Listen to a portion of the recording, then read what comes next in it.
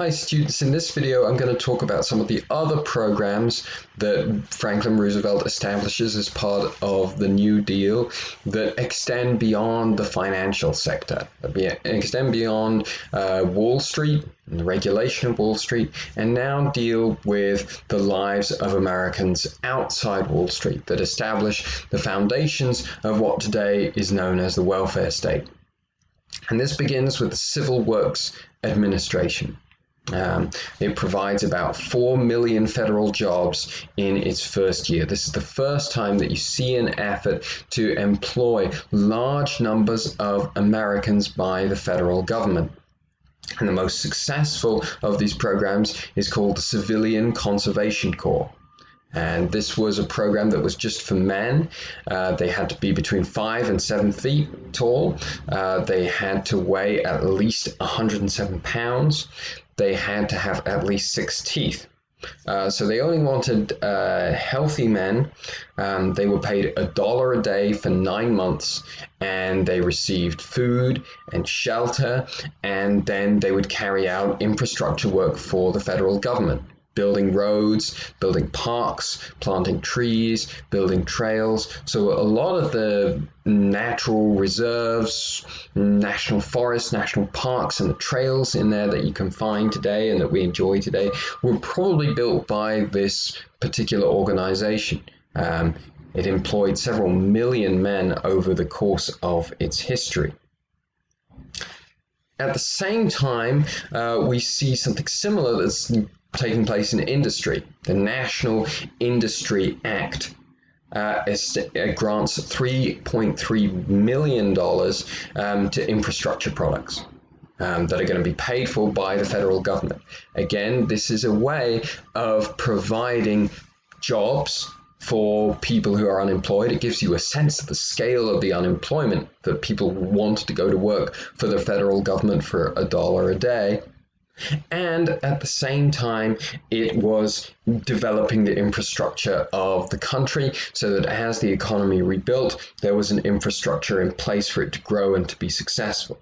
So with the National Industry Recovery Act, we see that this is government money that's being used to build ports, sewage systems, highways, public housing, basically doing for cheap what's necessary to kind of lay the building blocks for the economy to recover.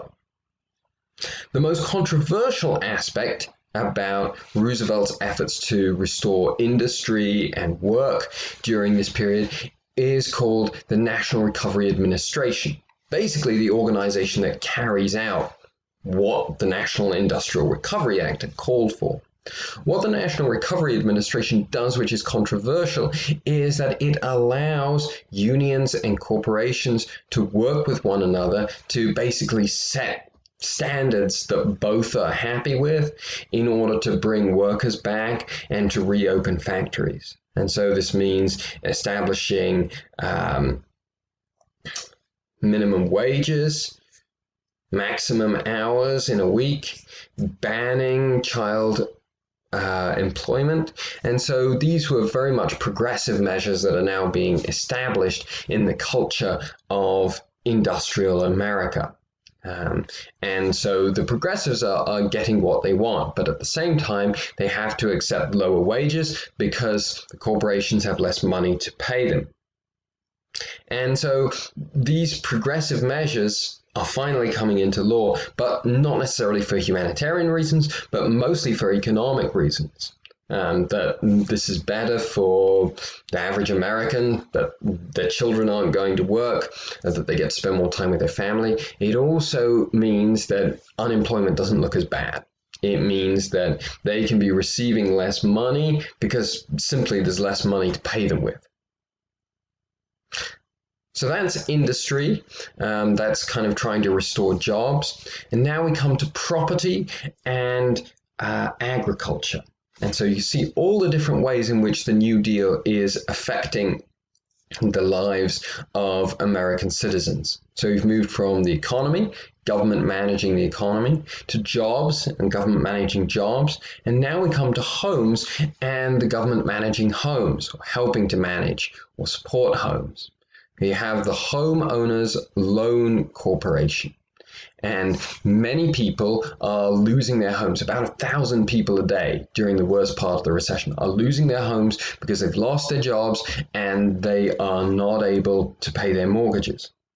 And so the Homeowners Loan Corporation provides the mechanisms that are necessary for Americans to refinance their mortgages at lower interest rates and also to extend mortgages.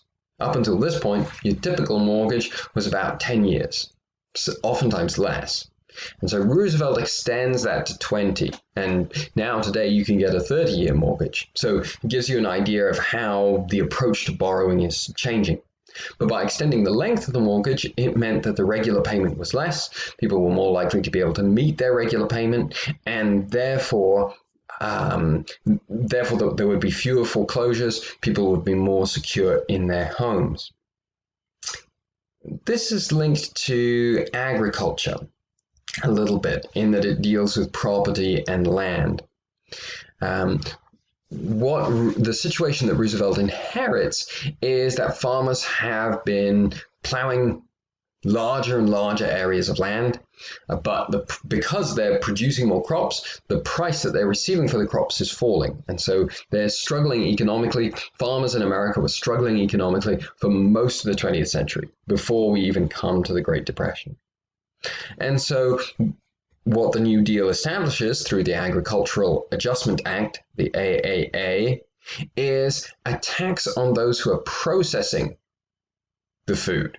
So railroads that are transporting food, those who are processing the food that's already been harvested, these companies are having to pay a tax, and the federal government is going to use the money from this tax to pay farmers to make less. And in doing so, to drive up the price of food so that they will make more money. And this is something that's really counterintuitive, really hard to see for people at the time, because this act came into existence in the spring. Fields had already been planted. And basically, the federal government goes out to these farmers and says, you need to plow over and destroy that crop that you've planted. We don't want you to grow that. We want you to grow less than that so you make more money. And so it's very counterintuitive. People are starving in the streets at the time because they're not able to find work. And what they see is the government incentivizing food prices going up and destroying food. But it seems to work, at least in raising the price of food and the revenue that farmers are receiving. Over the next 10 years or so, prices of agricultural food are going to rise by about 60%. There's another challenge on the horizon for farmers, however, and that's the Dust Bowl. And this is linked to this aggressive farming that's been taking place. So 1915, main wheat producing, bread producing regions in the world are Russia, the United States, and Canada. When the Russian Revolution takes place, you have this period of chaos in Russia where Russia is no longer producing and exporting wheat, partly because they're struggling even to feed themselves. And so you have a rise in price, a rise in demand for American wheat. American farmers farm more and more land, and in doing so, destroy much of the topsoil of the land. And so this means that when there's a drought in the early 30s, when there's a drought, and then when there are great windstorms, the soil gets blown up into these huge dust clouds, but more significantly, that farming land is unusable. So the topsoil has been weakened enough, it doesn't hold together anymore, it's blown about by these dust storms, and it's estimated about 25 million acres are destroyed. And so this has huge ramifications for American farmers, many of whom are not able to produce any crops in that year. They see their farms foreclosed on. There are huge rates of suicide among farmers who lose their lands, and millions of others leave the Midwest and migrate to California. Because you're not in this huge Midwest plain that's kind of been devastated, there's still farming that's taking place in California. Of course, these people have lost everything, so they're not going to become farmers in California, but basically they're going to work as day workers for a low wage, harvesting whatever's being grown in this part of the United States. So it's what they need to survive, but it's certainly adding another layer of difficulty onto what was already a very desperate situation.